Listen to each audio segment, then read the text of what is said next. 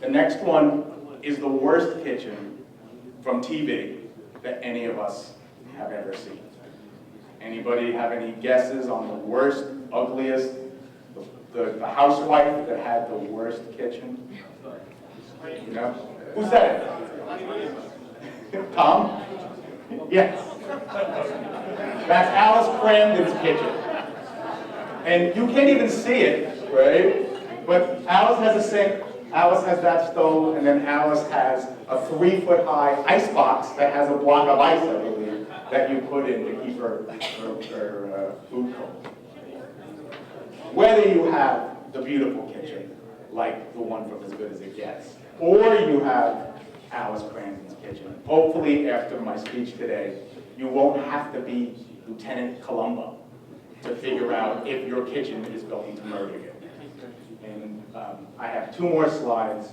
Just hopefully, if you saw a kitchen like this now, you would know that that wouldn't be a good thing. That's in a log cabin. That's not probably a log cabin destined too long for this world.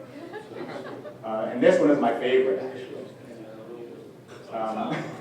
So I don't know what the thought process that went through this person's mind is, but you know, I'm sure their daughter has very long hair and she sits on this bench all the time.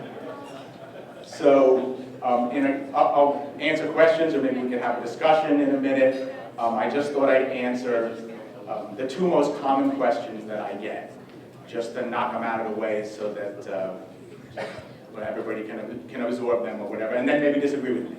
But the first question is what happens if I have to design the kitchen that way? What if there's no other way but to have the stove on the end of the run, to have the cooktop to this, to have it under the window? What if there's no way?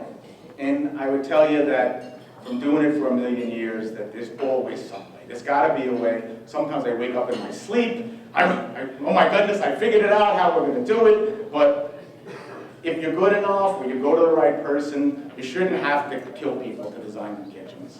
And then the other question is, well, what if this is what my customer wants, right? What if my customer doesn't care? That's what he has now, right? This is what I have now and I'm happy with it. I want it again. Tom Shannon was with me a couple of months ago, do you remember? We were at the customer's house.